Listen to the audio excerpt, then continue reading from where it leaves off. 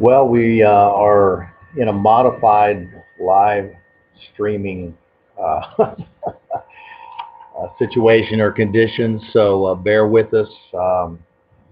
We had all of these things pretty well ironed out and figured out. My deepest appreciation to Bob Shuey, who's been kind of at the helm of putting all of these things together.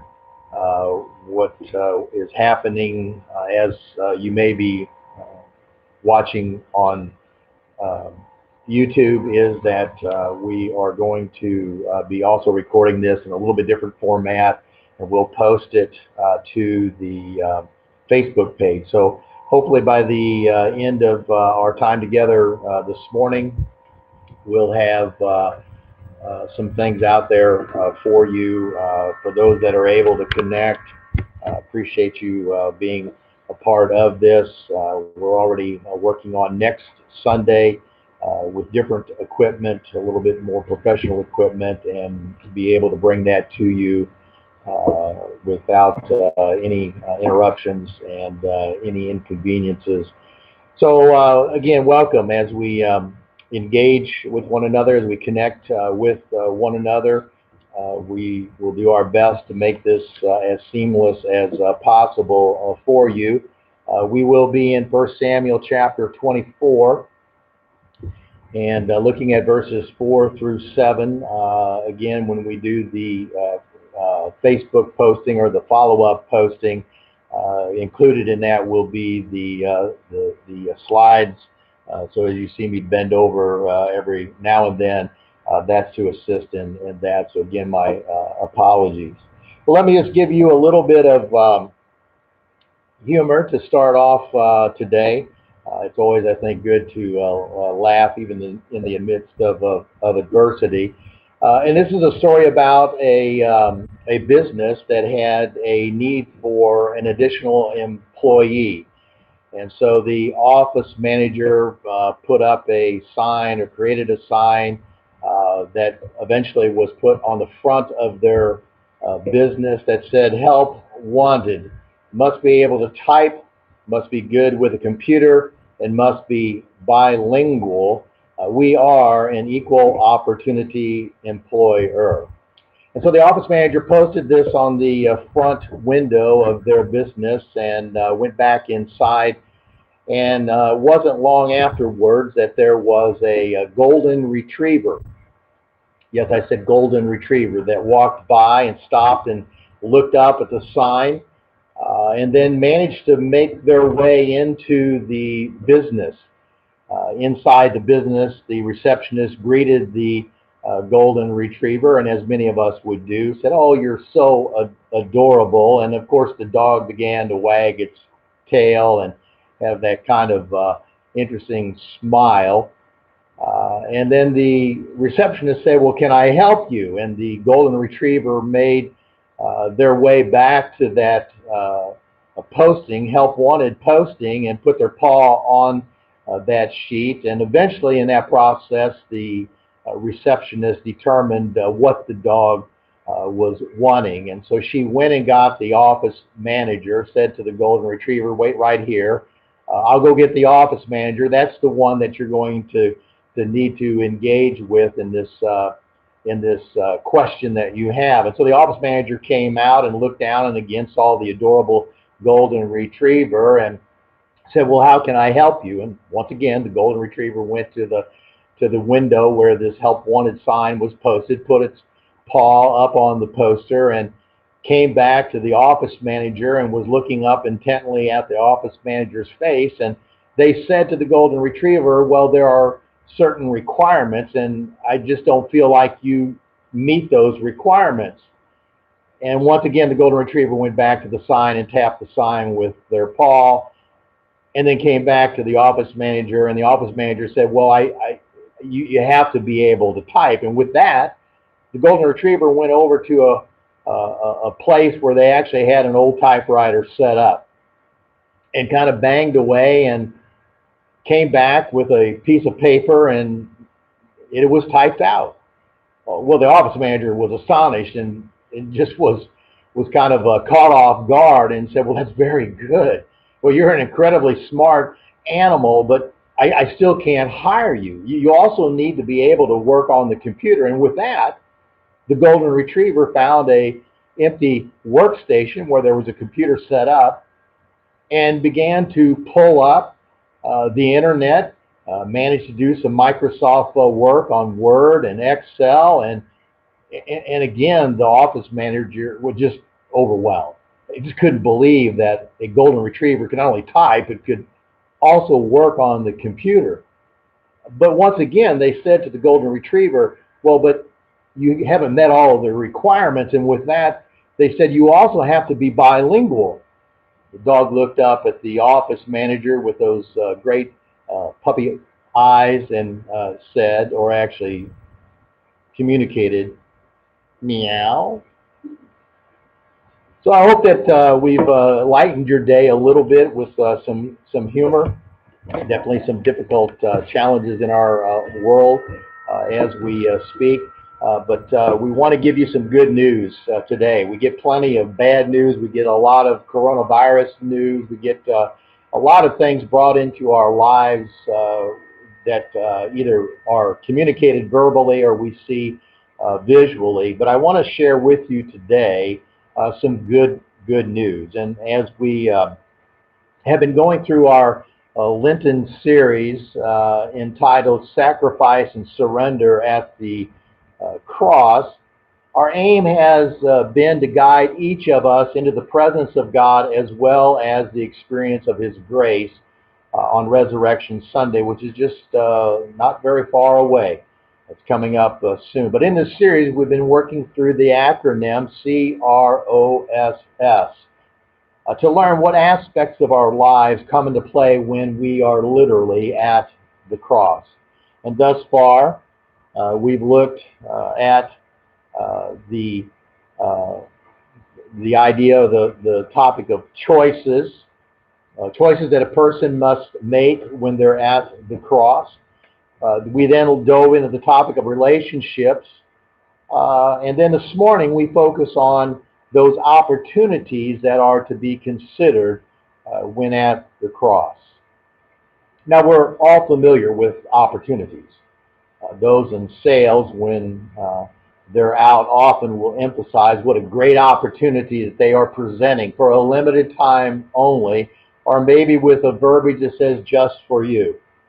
I remember when Sharon and I went down to Cancun, Mexico with her folks, and Mom and Dad and I and Sharon all like to kind of engage in the culture, and so we went out to the local markets. And while we were there, we went from booth to booth, and every booth would say, for you today only, great price. And so again, they were hawking their wares, but ultimately they were telling us it's a great opportunity for you today only.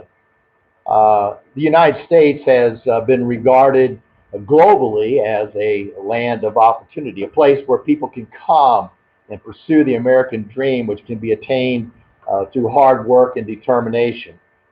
Horace Greeley was credited with the coining of this phrase, "Go west, young man," in order to promote the westward expansion of our country.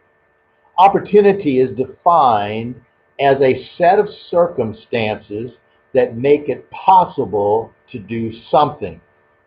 So in our discussion of what we are to do at the cross, we want to emphasize that opportunities that we're concentrating are, excuse me just a moment, the opportunities that we're talking about are the ones that God provides, or God provided opportunities, rather than the man-produced opportunities. Because when we talk in spiritual terms about the cross, then we're referencing or talking about the spiritual opportunities that you and I have. And so we're going to turn, as I mentioned today, to 1 Samuel chapter 24, verse 4 through 7, which highlights the life of David and his interaction with Saul, much of which you probably are aware of. But what we're wanting to learn is how to correctly consider the God-provided opportunities that He affords individuals like you and I, his followers, what opportunities does he provide, and how do we correctly consider those? In your notes, you will find this passage printed in its entirety, but we look first of all at verse 4, which says, "Now's your opportunity." David's men whispered to him. You may wonder, well, why is David whispering, or why is David's men whispering to him? Well, Saul had been chasing after David in an attempt to kill and destroy him. He was incredibly jealous, and the jealousy just kind of fueled itself and became just a anger so much that it burned within inside of Saul. And so Saul had chased after David, and that was interrupted by the fact that the Philistines were attacking part of the land, and so Saul kind of put aside his hatred and went up against the Philistines, defeated them, and now resumes his goal or his chase of finding David. And so David's men, which totaled 600 men, were going against the chosen soldiers, or the best soldiers of Saul, which numbered 3,000. Huge odds, correct? 3,000 of the best soldiers in all of Israel were going up against David and the 600 men that followed him. And as Saul was coming towards David, David and his men found this cave and moved to the back of the cave. And Saul also, as he came close, wound up by himself inside the cave, as the scripture tells us, to relieve himself. But he winds up being in that predicament or that situation. And so the men of David are whispering to him that now's your opportunity. Following along again in verse 4, "Today is the day the Lord was talking about when he said, 'I will certainly put Saul into your power to do with you as you wish.'" We know that the God-provided opportunities have certain parameters, certain criteria. We also know that people will look at a situation and make their own determination as to what opportunity or what potential exists.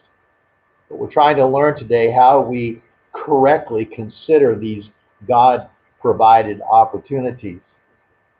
It says in the latter part of verse 4 that David crept forward and cut off a piece of Saul's robe. Now, if this was a Hollywood movie, you would have this suspenseful music in the background.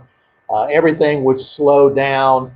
They would see David going towards Saul. They would see Saul not recognizing or seeing David approaching, and the music would intensify and it would become a little bit louder. The drums might beat a little bit more, maybe some kind of a bass sound included in there. But ultimately, they would see David raising the blade, and we would go, "Oh, the time is now," and the camera would fan between or pan from him back to Saul and then back to David, and David would be seen ultimately cutting off a piece of Saul's robe. Now, if it was in a group, you would say, "Oh," because you would think in those moments that David would capitalize on that opportunity. That's what men or mankind try to do. They try to capitalize on the opportunities that are afforded them. But we're looking today at the spiritual opportunities that God provides and how we should correctly consider them.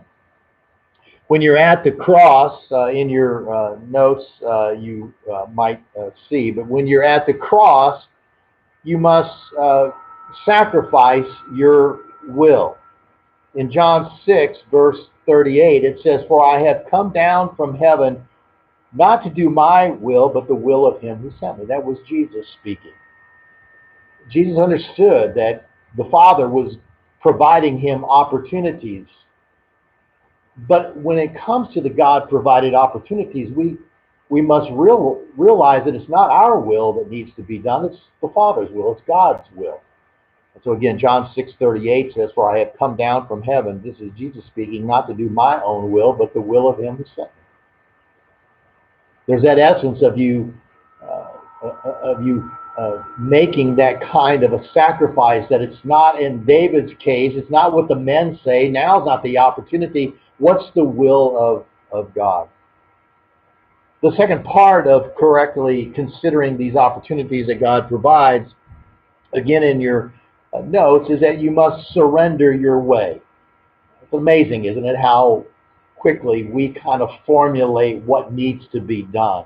Oftentimes we take what we formulate and simply turn to God and say, "Could you just put your stamp of approval on this?" But in reality, we need to act in the way that God wants us to act. And so in Proverbs 16:25, the scripture tells us, "There is a way which seems right to a man, but its end is the way of death." So there is a way that we can fabricate. There is a way that we can justify. There's a way that we can rationalize as, well, this is the way it needs to be done. But his ways are far different from our ways. In fact, the Old Testament tells us that his ways are higher than our ways. His thinking is higher than our way of thinking. Now, I'm sure David felt pressured by his men, these 600 men, to do something. But even afterwards, as we see in verse 5, David's conscience bothered him. It says then in verse 7 that what ultimately David did in communicating to his eager men, because they wanted this to end. They didn't want to continue this chase, this aggression that Saul had towards David. And so in the latter part of this passage, verse 7, it says, "So David sharply rebuked his men and did not let them kill Saul." He stepped up and he was saying to his men, to those who were following, that yes, I cut off a piece of Saul's robe, but we're not going to kill Saul. We're going to do it in God's time, and we're going to do it in God's way, and his will be done. So this leads us to ask this question: how should God's followers correctly consider the God-provided opportunities he affords us? Again, in your notes, and if you're watching on YouTube, again, I apologize that you're not able to see the screen, but we'll repost this, and if you want to go back, you'll find those. But you need to correctly consider the God-provided opportunities affords me. You must prepare for God's opportunities. You must prepare for God's opportunities. Below that, you see 2 bullet points. One of those is that we prepare for God's opportunities by being faithful in our current tasks.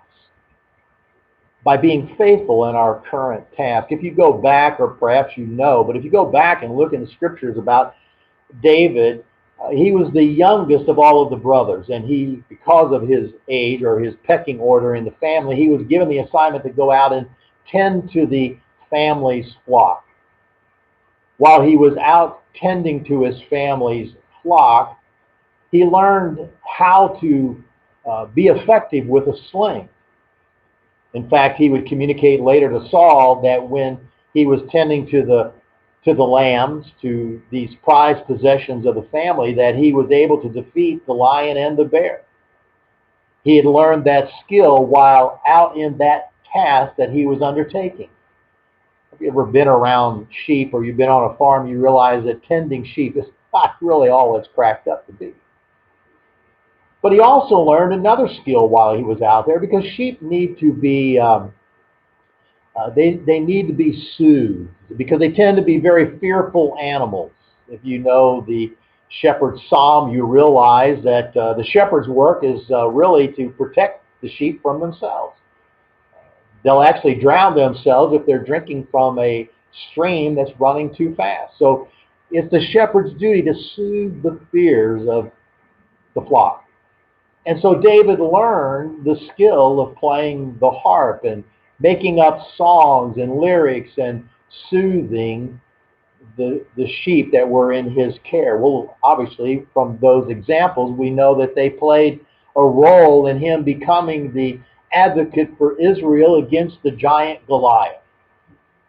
And even before all of this time that we're looking at now, he was brought into the company of Saul to play soothing music to soothe him when he was becoming angry or overwhelmed by the circumstances.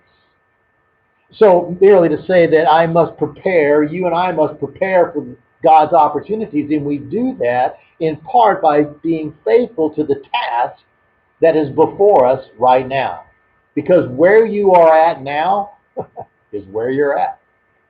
And where you're at right now means that you need to glean something, you need to gain something from where you are in order to do something that God will bring into your path as an opportunity in the future. But you must prepare today for what lies ahead. Paul wrote in 1 Corinthians chapter 7, verse 20, usually a person should keep on with the work he was doing when God called him. The second bullet point in this preparing for God's opportunity says that you must be fruitful in your current task. It's not just killing time. It's not just putting up with the things that you're having to undertake in your current task, but it is realistically becoming fruitful with what you are doing. So don't simply go through the motions or miss the moments where God is going to give you the tools for tomorrow. Paul wrote in Colossians chapter 4, verse 3, also pray for us that God will give us an opportunity to tell people his message. Pray that we can preach the secret that God has made known about Christ. That is why I am in prison. Now, Colossians is one of the 4 prison epistles or prison letters that Paul wrote while he was imprisoned in Rome. Paul had always wanted to bring the gospel, the good news, to the people of Rome. Rome was the dominant culture in those days, and he felt like if he could evangelize while in Rome, he could literally change the world. And so God helped him to get to Rome. But it wasn't as Paul had anticipated. Paul wound up in Rome, but he was in prison. Now we might say, oh, how unfortunate. But Paul looked at it and said, I can be fruitful in this task because he had a captive audience. See, the guards thought that they were keeping Paul entrapped, but in reality, Paul had them at his disposal, and he shared with these prison guards and began to evangelize them. He was fruitful in his task. And so if you learn where you are, how to be fruitful, then you will be able to move forward to the next opportunity that God will give you, which I guarantee will stretch your faith just a tad. For God's followers to correctly consider the God-provided opportunities he affords them, they must prepare. But secondly, as you would see in your notes, you must act on God's opportunities. You must act on God's opportunities. Now in the notes you will find this phrase is very familiar to most of us, probably have heard it, maybe you've used it, but don't put off till tomorrow what you can do today. Don't put off today, or don't put off till tomorrow what you can do today. Opportunities according to God's plan and purpose are often here today and gone tomorrow. So often we look at these God-given opportunities with a mindset that there's no time like the present, or that's how we should look at these opportunities. There's no time like the present.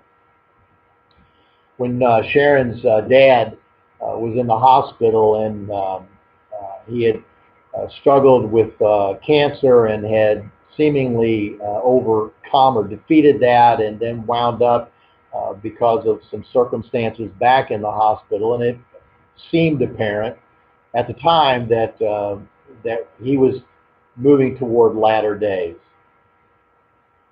And we went to visit Dad there in the hospital, and we felt like it would be good if we shared the gospel, if we just kind of nailed down the fact of where Dad was at in his relationship with God. And while we were there, I felt the time was right, and yet I didn't act. If something has challenged me in life on this very point, because it wasn't long after that Dad worsened, and we were never again before him where we could present for sure the plan of salvation and ask him, are you in a right relationship with God?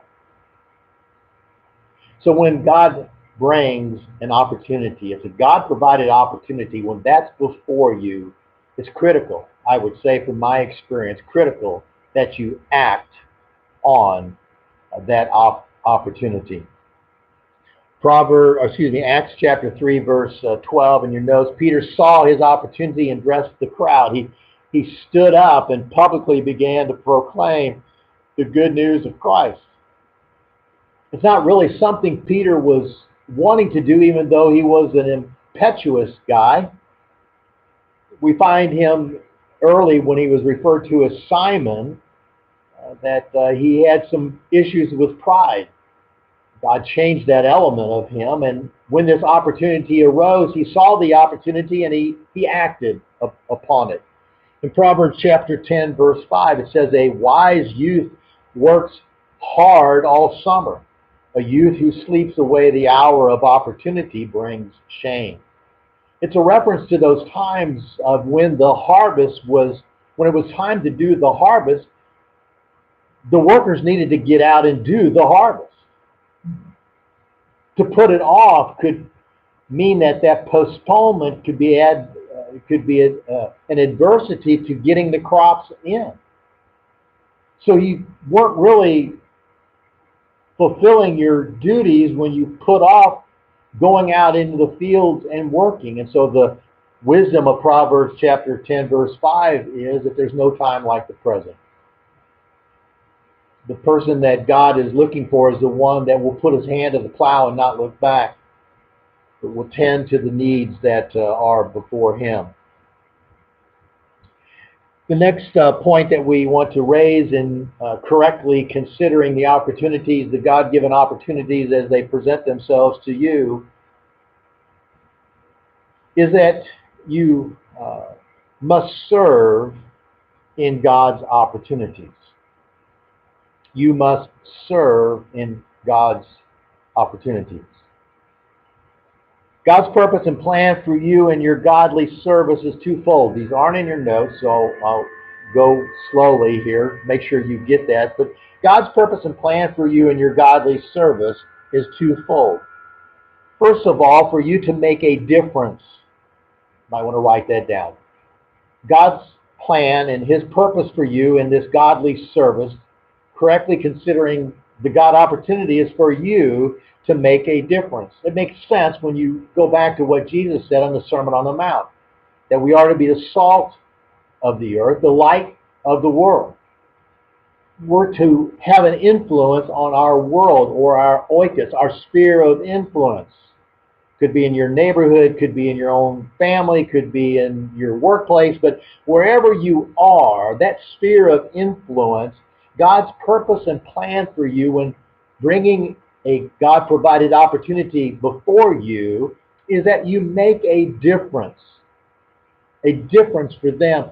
The second part of that is that he would want you to have significance in your role. So not only does he want you to make a difference, but he wants you to have significance in your role.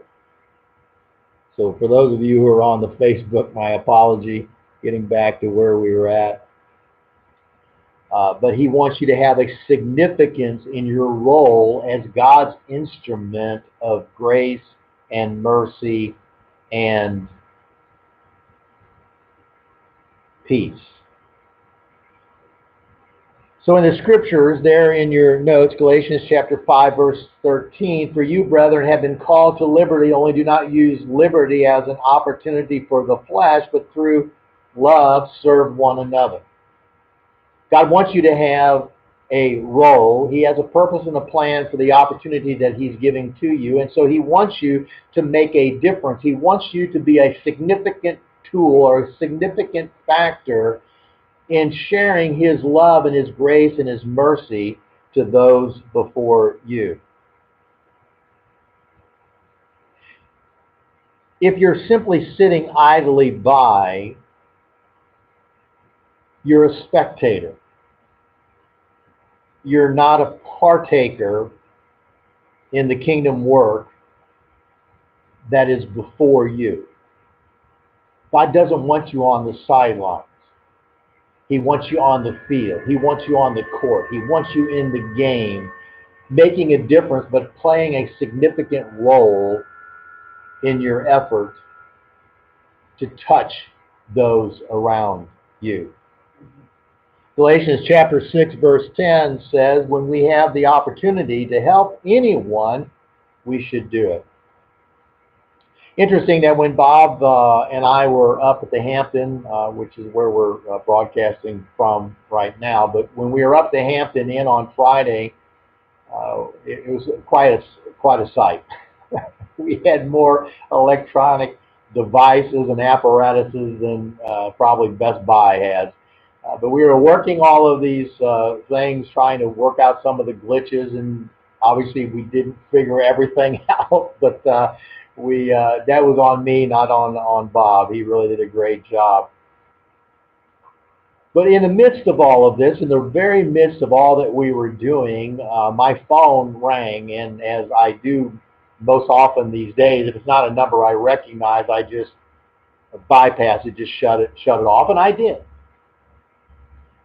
Well, just a few seconds afterwards, I heard my phone sound, which tells me that whoever called left a message.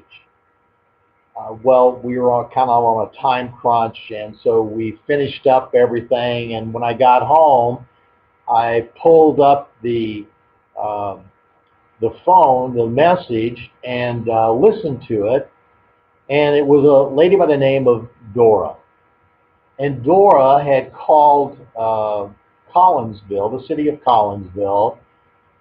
And Dora works with women who are escaping from the human trafficking industry. And she was needing to have someone who could make contact and help out this individual. And so the city of Collinsville, which there's more to the story, but they know us from things that we've been doing within the city, as we oftentimes do behind the scenes, but helping to take care of the needs of people behind the scenes, not public recognition, behind the scenes. And so they had given my name and number to Dora. And Dora explained what the situation was, and she was trying to be very thorough, and I said, well, Dora, I don't mean to sound rude in interrupting you, but God is saying this is a need that has to be met. And we've learned through the years that our call, our reason of existence is to not only evangelize the world, not only to equip the followers in their efforts, their kingdom efforts, but to encourage the people of our area. And so I want to commit our resources to doing that. And I said, now I know your next statement is probably going to be, well, how much can you help with? And so I said, Dora, just to circumvent you having to ask that, that's not our question. Our question is this an opportunity that God's brought to us? And if that's true, then He'll provide all of the resources we need to make sure that that lady's and her family's needs are met. I will tell you, it was a little silent for just a few seconds. That's not at all what she expected. But here's the thing, when it comes to God-provided opportunities, you have to serve in that opportunity. We didn't postpone it. We didn't relegate it off to someone else. We didn't say, hey, you might consider this other agency. Hey, we'd like to help. I'll pray for you. We simply said, fine, we'll take care of it. And the good news I share in that regard is that, yes, we have and are going to continue to meet this lady's needs. Praise be to the Lord. The last part of these points of how to correctly consider is that we are to be patient with God's opportunities. We are to be patient with God's opportunities. In your notes, and again, I apologize, I think for those of you who are watching FaceTime, let me just see if I can go back real quick. I breezed right over this. There we go. Serving isn't about personal convenience. Serving is about spiritual obedience and sacrifice. When God presents you an opportunity, it's never going to be about convenience. There's always something else that you would rather do. There's always something else on your plate. We all know the person you go to get something done is the person who's already busy. If God brings an opportunity to you, He's not trying to fit it into your schedule. He's simply saying, now is the time. You're the person I've selected. And who are we to argue with God's wisdom? Who are we to say, maybe later? So serving isn't about convenience. It's simply about obedience and sacrifice. You may have to give up a little in order to accomplish a lot for God. Think of the boy who was at the feeding of the 5,000. When Andrew came up to him and said, hey, is that a sack lunch you have there? How that whole story would have changed if he said, put that behind his back and said, well, yeah, but that little lad said, yes, it is. Can it be of help? And ultimately, when Jesus received that little, He multiplied it and fed over 20,000 people. And there were 12 baskets left over for His 12 followers. So the last point is that to correctly consider these God-provided opportunities, you have to be patient with God's opportunities. We tend to put little time frames on things. We tend to say, well, if I can do it in this slot, I'm fine. So 2 bullet points in your notes that I want to give you this morning. First of all, in being patient with God's opportunities, that simply means that you must wait on God. Wait is not inactivity. And in David's situation, what we realize is that the God-given opportunity to get away from Saul had not yet arisen, and that's why he told his men, we're not going to kill Saul now. And so you have to wait on God. You continue to do what you're doing, but you wait on Him. In Romans chapter 1, it says, one of the things I always pray, this is Paul writing to the church in Rome, pray for is the opportunity, God willing, to come at last to see you. As we said, he wound up there, but he wound up in a different way than what Paul had anticipated. But the point is, he waited on God, and the opportunity presented itself according to God's will, God's way, and Paul wound up in Rome. You have to wait on God. It doesn't mean you step back, do nothing. Wait isn't being inactive, but you continue doing what you're doing, and you wait on God to bring this full opportunity to you. The second bullet point in your notes is that you must walk with God. Don't get ahead of Him. Don't lag behind. You walk with God. Ultimately, to fulfill God's will, God's way, you must walk with Him. Paul wrote to Timothy, his beloved disciple, 2 Timothy chapter 4, verse 17, and said, but the Lord stood with me and gave me the opportunity to boldly preach a whole sermon for all the world to hear. Did you catch that? Paul is saying to Timothy, but the Lord stood with me. Maybe a better way of saying is Paul stood with the Lord. Where the Lord was, Paul was. Where Paul was, the Lord was. Paul was staying with the Lord. And so when they came to the opportunity, Paul says to Timothy, he gave me the opportunity to boldly preach a whole sermon for all the world to hear. That's what a God opportunity provided by him. And when you're patient, that's what winds up happening. Well, we know that these are troubling and tough times in our world. But these are also moments that are affording God's people an incredible opportunity to be Jesus to those who are lost and fearful, to those who need to feel God's love and compassion. Some years ago, and I'll be brief, appreciate everyone's patience. But some years ago, I received a call.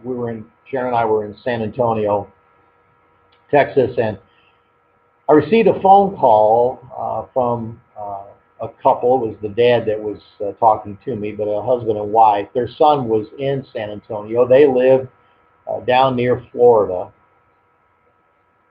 Their son had moved up to San Antonio and had engaged in a lifestyle that put him into the physical condition he was. They were calling and they were saying we're trying to reach someone who will go down and visit our son, because we're being told by the medical staff that his life is toward the end. And I said, well, yeah, I'll be glad to go down. In fact, I'll go down right now. It was later in the day. Certainly there were things that we could have been engaged in, but I could feel the concern. And I said, yeah, I'll be glad to go down. It wasn't that far.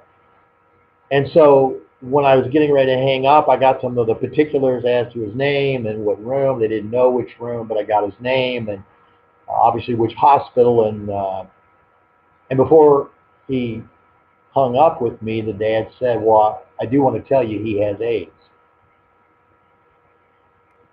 Now, that was in the time when we being our culture was unsure. The world was unsure of how AIDS was transmitted. Was it from touch? Was it from fluids? And so I hung up with him and I headed to the hospital. I'm sure there was a part of me that was wondering what I would see when I got there. When I arrived, I asked the staff where this individual was, and when I was finally allowed into this room where this young man was hooked up to so many monitors, so many feeding tubes and IVs, and he was in isolation.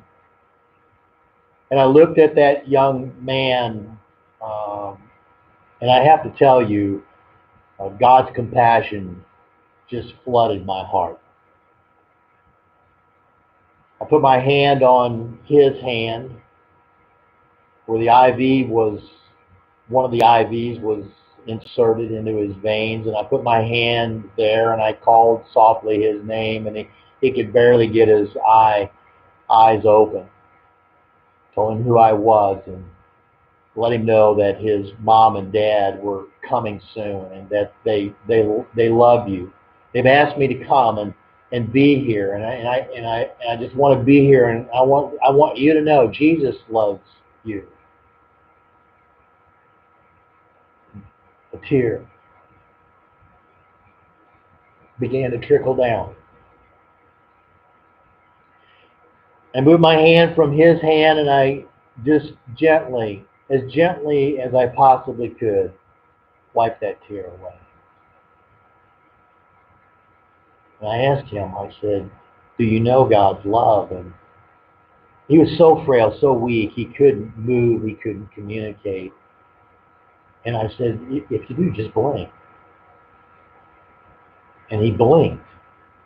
And I said, do you feel you're at a place where God, that no matter what transpires in the days ahead, that ultimately you're going to spend eternity with him?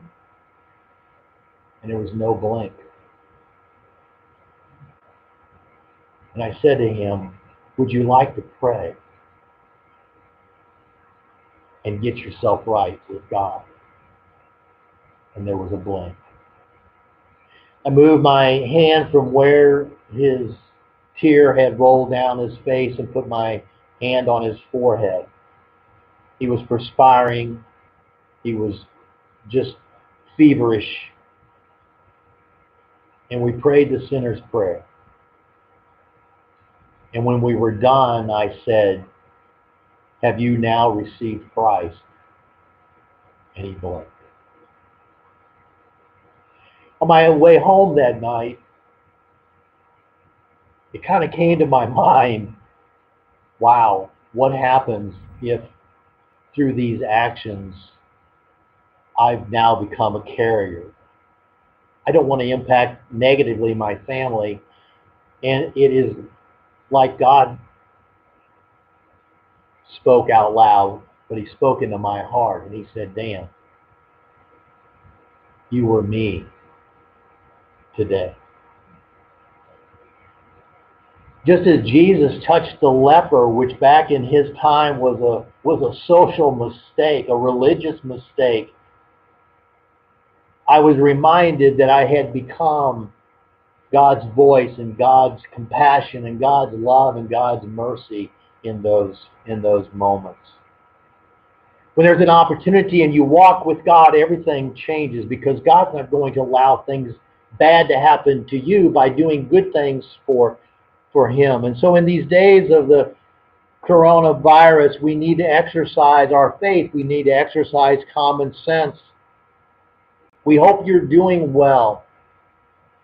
We respect and we accept the choices and decisions that you're making, but I want to reassure you that we're here for you. And so is God. At the cross, when we correctly consider those God-provided opportunities, we're able to make a difference. And we have a significant role as God's ambassadors to our world. Sacrifice your will, surrender your way, and however God moves you to minister to those in your home or to those in your neighborhood, do that. I want to leave you with 5 things to bear in mind. 5 things that will help you and encourage you during these troubling and trying times. Number 1, keep praying. Keep praying. Don't disconnect from God. Stay connected to him. He's there to love you, care for you, shepherd you. Keep praying. Second of all, stay calm. I know it's easy to say, but stay calm. Take a breath. Take a breath. This isn't the first catastrophe. This isn't the first challenge that our world has experienced, so stay calm. Keep praying, stay calm. Care for your neighbors.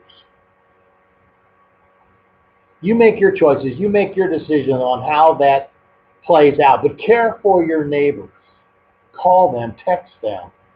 Wave to them out the back door. Care for your neighbors. Let them know. Hold on to common sense.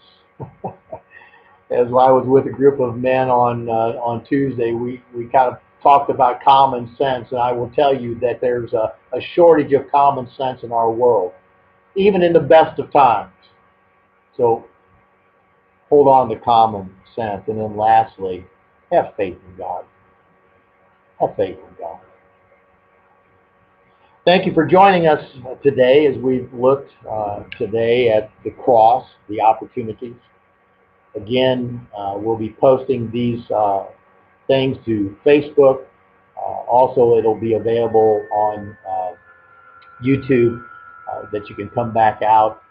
If you're trying to get to our Facebook page, it's grace.chapel.texoma, grace.chapel.texoma. And when we are done here, we'll post that and you'll be able to get to that. And then, of course, on YouTube, you'll find it at Grace, the number 4, the letter U, the number 2, and then the word day. Grace for you today, and you should find this posted. Lord bless. We're here if you need anything.